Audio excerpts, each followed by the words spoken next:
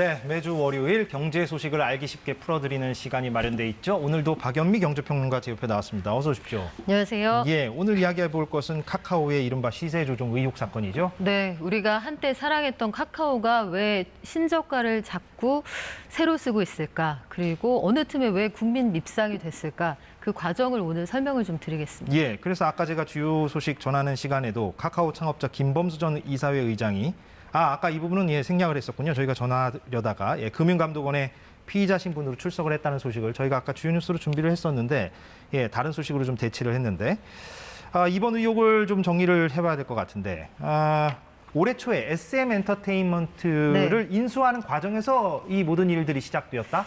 네, 좀 정리를 그렇습니다. 해주시죠. 이게 역사가 좀 긴데요. 일단 2021년으로 좀 거슬러 올라가 봐야 합니다. 2년 전인 2021년에 SM이 매년 매출의 6% 정도를 이 SM을 세운 창업자 이수만 씨 개인 회사에 수수료의 명목으로 입금을 한다. 그런데 이거 주는 거 이상하다. 이 문제 제기를 누가 하냐면 이른바 행동주의 펀드라고 하는 온라인 파트너스라는 곳에서 이 문제를 제기를 합니다. 만약에 이 매출이 넘어가지 않으면 SM이 더 탄탄해져서 주가가 더 올라갈 수 있는데 쓸데없는데 돈을 쓰고 있다. 그래서 이곳이 주주 서한을 발송을 해요. 뭐냐면 주주의 한 사람으로서 이런 입장을 갖고 있다. 여기에 소액주주들이 대거 동참을 합니다. 예. 그래서 이쪽이 그 상당 부분 지분을 확보하고 SM 경영진의 선전포고를 하죠. 이수만 씨에게 입금하는 이 관계를 끊어라. 그래서 여기에서 이런 부분들을 해소하지 않으면 배임으로 책임 있는 사람들을 처벌해달라고 우리가 소송을 하겠다라고 편지를 보냅니다. 예. 이에 대해서 현직 경영진이었던 이수만 씨의 처조카 이성수 씨와 타경준 씨가 그러면 이수만 창업자를 제외하고 이수만 없는 SM을 만들어보자. 이게 2023년 2월에 이른바 SM 3.0 선언이에요. 예. 그래서 이수만 씨를 SM에서 배제하겠다. 이때부터 전쟁이 시작이 된 겁니다. 예. 그래서 편을 어떻게 먹느냐. 카카오하고 타경준, 이성수조가 한 팀이 되고요. 경영진들이. 그렇죠. 네. 당시에도 실제로 경영진이었고 지금 물러났습니다만. 네. 그리고 이수만 씨는 하이브와 편을 먹게 됩니다. 하이브는 이제 방시혁 의장이 있는 곳이죠. 그렇습니다. 예. 하이브는 BTS, 르세라핌 등이 그 소속돼 있는 대형 기획사고요. 예. 이렇게 지분 싸움을 시작을 하게 되는데 이 과정에서 서로 SM을 인수하려고 하다 보니 카카오가 하이브를 방해했다. 그런데 그 방해하는 방식이 SM이 가지고 있는 주가를 띄워버리면 하이브가 SM 주식을 추가로 매입하는데 돈이 더 많이 들지 않겠습니까? 예. 그래서 공개 매수를 통해서 지분 확보하는 걸 방해했다.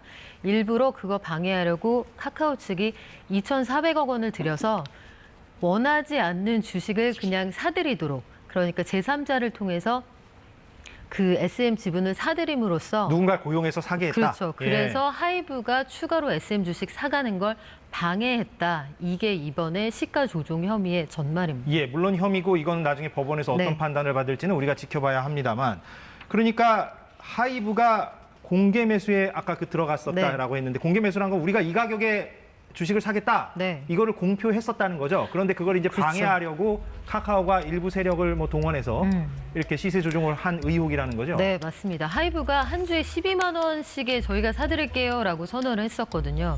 당시에 시세가 9만 원 정도였으니까 그래프를 보시면 저기에서 주가가 확 올라가는 저 구간이 보이실 겁니다. 예. 9만 원 정도, 9만 원대에서 이제 거래가 되던 주식이 양측의 지분 싸움이 시작되니까 주가가 확 올라가게 되죠.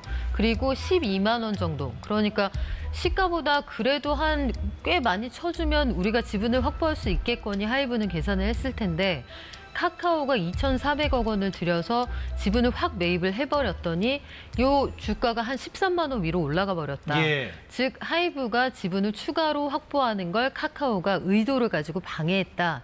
정부에서는 이 부분에 대한 수사를 진행을 하고 있는 겁니다. 예. 그래서 최종적으로는 카카오가 이겼죠. 카카오가 이겼죠. 그러니까 하이브가 뜻대로 안 된 거죠. 하이브 뜻대로 되지 않았습니다. 카카오가 막대한 자금력을 동원을 해서 그 이성수, 타경준 조와 함께 현재 SM을 유지를 하고 이수만 씨를 내보내는 방식으로 이렇게 해서 상황은 종료가 됐고요. 예. 카카오가 최종적으로 이 회사 지분을 38% 이상 확보를 하면서 SM은 이제 카카오가 가진 그런 회사가 됐습니다. 아, 지금은 카카오가 일대 주주입니까? 그렇습니다. 아, 그렇군요. 그러면 아무튼 저렇게 시세 조종을 했다는 혐의에 대해서 카카오의 설명이나 입장은 어떤 겁니까? 카카오 측은 우리는 합법적으로 장내에서 매수를 했다. 그리고 하이브가 이거 사가는 거 방해하려는 의도를 가지고 한 게 아니다. 그리고 이 중간에서 움직인 게 그 원아시아 파트너스라고 이 사모펀드거든요. 이쪽을 통해서 주식을 사들였다. 이게 하이브가 제기했던 문제 제기였는데 예. 카카오는 우리는 잘 몰랐다. 경영진들 잘 몰랐고 그냥 이 과정에서 우리는 뭐 투자를 했을 따름이다. 예. 이렇게 이야기를 하고 있어요. SM엔터테인먼트 경영권을 인수하는 그 경쟁 과정에서 시세 조정이 아니라 우리는 그냥 합법적으로 장내에서 돈 주고 제값 치르고 샀는데 서로 사다 보니 SM 주식의 몸값이 올라가서 주가가 자연스럽게 올랐을 올라간 뿐이다. 거다. 이렇게 주장을 하는 그리고 거죠. 그 제3세력이라고 하는 그 부분에 대해서 우리는 연계가 없다. 그렇죠. 관련이 없다, 그들과. 그렇습니다. 예. 근데 이 해명에 대해서 물론 개인 의견을 전제로 박영민 평론가가 보시기엔 좀 뭔가 미심쩍습니까? 아니면 어떻습니까? 일단 그 원아시아 파트너스라고 하는 이 사모펀드 이 곳은 이번에 그 구속이 된 투자총괄 책임자하고 오랜 인연이 있습니다. 그 구속된 투자총괄 책임자는 김범수 전 의장의 측근이라고 불리는 그렇죠. 그 사람이죠. 오른팔로 불리는 예. 그분이죠. 그런데 이분 19일 날 구속이 됐어요. 예. 그런데 어떤 인연을 맺어왔느냐 그 역사를 거슬러 올라가 보니 예. 이분이 다른 회사에서 일할 때부터 이쪽하고 여러 가지 일들을 했더라. 그리고 카카오와 관련된 여러 가지 뭐 투자 업무 혹은 경영권 관련해서 여러 가지 업무 대행 이런 것들을 많이 해왔기 때문에 그들이 카카오의 의사에 따라서 카카오의 이익이 되는 방향으로 움직였을 거다. 충분히 그럴 만한 정황이 있다라고 정부도 이 부분을 의심을 하는 의심하고 거고요. 있는 거고. 전혀 모르는 사이도 아니고 돈이 수천억 원 아닙니까? 그래서 이와 관련해서는 합리적인 의심이 있다 이렇게 보는 게 맞는 것 같습니다. 아, 그 돈이 넘어간 거는 확인이 된 겁니까? 그렇죠. 아, 예. 카카오가 전주인 거죠. 말하자면. 카카오가 전주고 네. 그 돈이 넘어간 것도 확인됐고. 그렇습니다. 예, 그렇군요.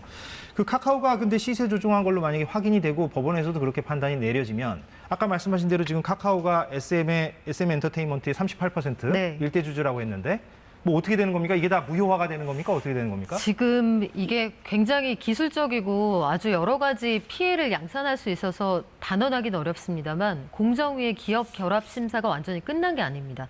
4월 말에 카카오가 저희 SM하고 완전히 합치겠습니다라고 기업 결합 신청을 했는데 예. 심사가 아직 끝나지 않았고요. 심사가 끝나지 않고 자료 보완을 요구한 상황에서 사법 리스크가 불거진 거기 때문에 예. 이 부분에 대해서 공정위가 우리는 좀 더 면밀히 봐야겠다라고 한다면 시간이 길어지거나 정말 극단적인 상황에는 이건 좀 문제가 있는 계약이라서 결합 심사에서 승인하지 않겠다 이런 결론이 나올 가능성도 물론 사법적 남아있습니다. 판단 이전에 그 판단이 먼저 나올 수도 있다. 그럴 수도 있습니다. 아, 예. 네. 여러 가지 이번 사건이 불러오는 파장이 있을 것 같은데 뭐 주주들에게 주는 어떤 피해라든가 그렇죠. 혹은 뭐 산업계 전반의 어떤 네. 피해라든가 뭐 어떤 걸 좀 요약적으로 말할 수 있겠습니까? 일단 가장 중요한 건 카카오라는 회사가 카카오뱅크라는 회사를 가지고 있다는 점이에요. 예. 카카오는 카카오가 카카오 최대 주주인 김범수 창업자 사법 리스크가 지금 불거져 있는 상황인데 이게 어떻게 엮여 있냐면 카카오가 카카오뱅크 지분을 27% 이상 가지고 있습니다. 예. 그런데 우리 자본시장법상 원래는 금융사가 아닌 회사는 인터넷 은행 지분을 10% 이상 가질 수가 없게 돼 있어요. 예. 그런데 그들은 어떻게 가지고 있었느냐? 핀테크 활성화 때문에 정부가 이 부분을 특별히 규제를 풀어준 겁니다. 예. 대신 전제 조건이 있는데요. 이때 해당 주주가 윤리적이어야 한다. 그러니까 최근 5년 동안 금융과 관련해서 법적인 처벌을 받은 이력이 없어야 한다. 그런데 만약에 이번에 이와 관련해서 시세 조종 혐의가 확인이 됐다라고 해서 이 부분에 형사처벌을 받는다고 하면 예. 이게 양벌 규정이라는 게 있어요.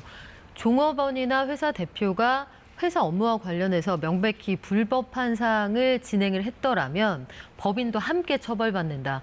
만약에 이 규정에 따라서 카카오라는 법인도 처벌을 받게 된다면 예. 카카오는 지금 이 주주 한도 이상을 가지고 있다고 말씀드렸잖아요. 그러면 10% 이상 되는 카카오뱅크 지분을 팔아야 합니다. 예. 카카오뱅크가 더 이상 이쪽 회사 소속이 아닐 가능성이 생긴다는 거죠. 예. 그러면 추가로 주가는 더 빠질 테고 앞으로 카카오가 가지고 있었던 여러 가지 사업을 영위하는 데 상당히 문제가 생길 것으로 예상이 되는데 카카오가 지금 가지고 있는 여러 가지 사업 구상 중에서 일단 마이데이터 사업 5월에 신청했는데 이거 승인 보류됐습니다. 그리고 카드 사업도 하겠다고 했는데 역시 심사 과정 자체가 좀 중단된 그것도 묶일 수도 상황이에요. 있고. 예. 그래서 앞으로 이 알겠습니다. 회사가 정말 부도덕했느냐 이게 이 회사의 앞날을 결정할 것으로 보입니다. 끝으로 짧게요.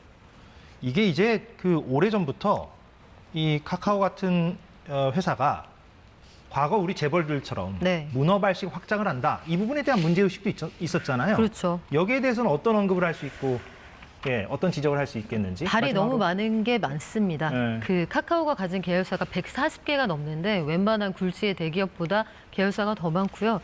플랫폼의 이중성에 대해서도 우리가 지적하지 않을 수가 없는 게 장사할 때는 대기업처럼 야멸차게 장사를 하고 막상 규제를 하려고 들면 저희는 힘없는 스타트업이에요. 이렇게 나선단 말이죠. 이 부분에 대해서 콜센터 전화 안 받는 게 플랫폼의 특징처럼 돼 있어요. 국민들의 불편이나 사용자들의 불편 이런 것들은 도외시하면서 회사만 늘려간다. 규제가 좀 필요한 시점 아닐까 싶습니다. 예, 잘 들었습니다. 박연미 경제평론가였습니다. 오늘 고맙습니다. 네, 오늘 사사건건 여기까지 하겠습니다. 저희는 내일 오후 4시에 돌아오겠습니다. 고맙습니다.